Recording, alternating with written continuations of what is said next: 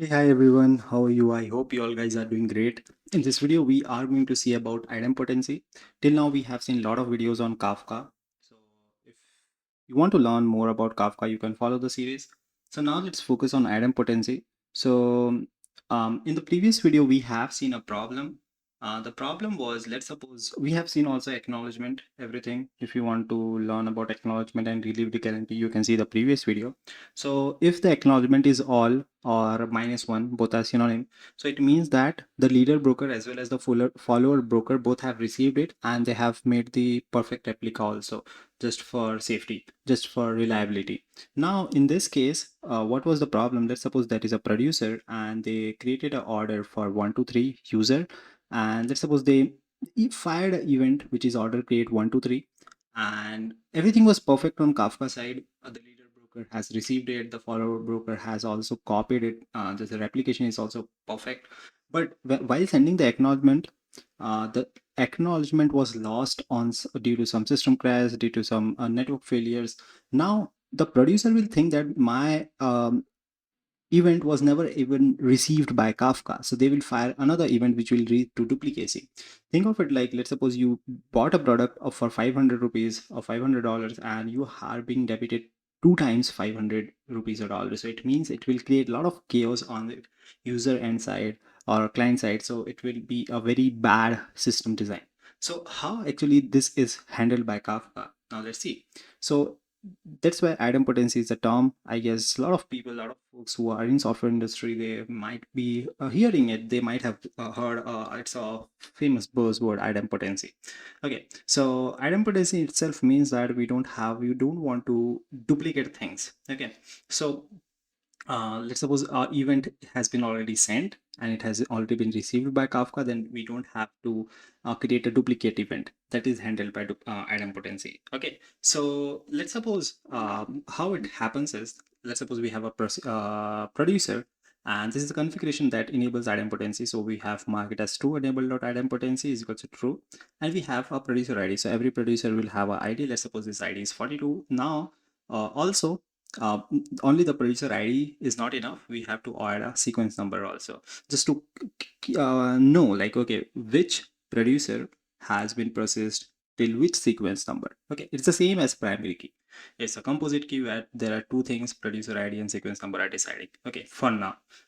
So let's suppose we have event which is order create 123 and sequence number 0, and for this producer ID 42. So it will send to Kafka, and let's suppose everything goes well, or maybe there is a chance that the system is failing, like the acknowledgement is lost, then definitely the sequence number needs not to be get updated or something. Okay, so let's suppose let's come back again to this one. So here, let's suppose producer ID is 42 and event order create 123 is there, and we have sequence number 0. Everything is perfect on Kafka side, and but acknowledgement is lost. So in this case, this producer will again try to fire the same event with the same sequence number, but Kafka now knows that, okay, I have already processed for producer ID 42 this event and this sequence number, so it will never process it. So this is how producer ID and sequence number will help to to eliminate duplication.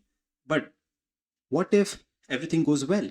Okay, so we have producer ID 42, we have a event created 123, and we have sequence number 0. So now Kafka will send the acknowledgement, and let's suppose the acknowledgement is perfectly received. Okay, there is no packet loss.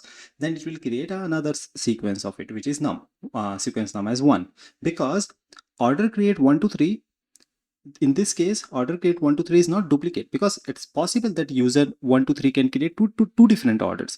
But in this case, why it was duplicate?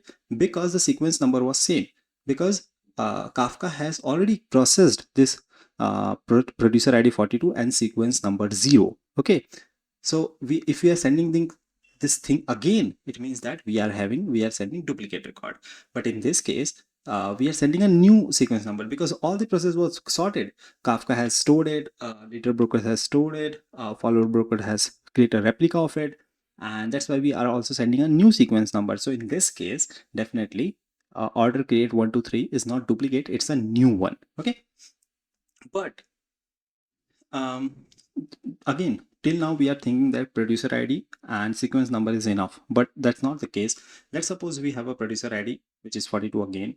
Okay, and but think of it like one producer can serve multiple topics or partition. Let's focus on partition because topic is um, a theoretical thing. So there can be a case where one producer is serving to multiple partitions. So in this case, how it will remember? Like, let's suppose we have producer ID 42, we have for this order created 1 2 3, we have sequence number 5, and this is another event which is payment started 1 2 3, which is sequence number 5. Now we know that order created will be handled by partition 0 because there is a coupling. You cannot say tight coupling because you might remember how the replication and fault tolerance video. So even if one partition is down, uh, you can say one broker is down, we already have replica of the same partition. Okay. So let's suppose this order created is bound to partition 0 and our payment started is bound to partition 1, but both of them will see the same sequence number 5. So they will see even let's suppose order created 1 2 3 is completely processed, and if we are sending this payment started as the same sequence number, then it will be a problem because they will think that both are duplicate, but it's not the case. So that's why we have to also introduce partition number. Okay, so now there will be three things: producer ID, partition, and sequence. Okay, so now this problem will be solved because for producer ID 42, inside partition 1 for order created event, that is sequence number 5, but inside partition 1, sequence number 5 and payment started 1 to 3. So even the sequence is same, but the differentiating factor is now the partition. Okay, so that's why always remember there are three things which makes a system reliable. Here is producer ID, partition ID, and the sequence number. Now you might think that why we are introducing partition number, why don't we have a global count like order created 1 to 3 sequence 5, payment started 1 to 3 sequence 6 kind of thing. We can also have it, but it is also a possible solution, but this is not the way how Kafka works. It works based on the partition. It also helps reducing the you can say load, because if you have just a global counter, it will move up to millions and all. So this is how it works, and definitely system design is all about trade-offs. So it's not like that's not a solution, but that's also can be a solution, but this is how Kafka works. Okay, so that's all. But till now, like we have solved a major problem like duplicate events caused by producer retries. But imagine one business operation writes to multiple topics or partitions, but what if one write succeed, another fails? Like this, see this example. So we have partition 42, producer ID 42, partition 0, sequence 5 order created, sequence partition 1 which is having its own sequence 8 inventory reserved, partition 2 is having its own sequence 12 payment initiated, and it is sending to Kafka. Let's suppose partition 1 order has been created, partition 0 order has been created successfully, partition 1 inventory reserved, and partition so inventory has been reserved in partition 1, but payment initiated is failed on partition 2. So in this case, order service will say like, okay, I received the order created event. Inventory service will say I reserved the stock, but payment service will say nobody asked me to process the payment. So this is how this is a case where one write succeed, another fails. So we have partial updates now. Okay, so now the business is pretty inconsistent. There were no duplicate events. Sequence numbers were also correct. Producer IDs were also correct. Partitions were also correct. Everything about idempotency work perfectly now, but yet the system is still broken. So we are going to cover this thing in the next video where we are going to see transactions. Okay, so that's it. Like in this video we have seen a lot of things on idempotency, how idempotency is handled. There are three things: producer ID, we have sequence number, we have partition. Okay, so this three makes the composite key to create a unique differentiator how we handle a duplicate message. But now even everything is correct, idempotency is correct, but still Kafka fails.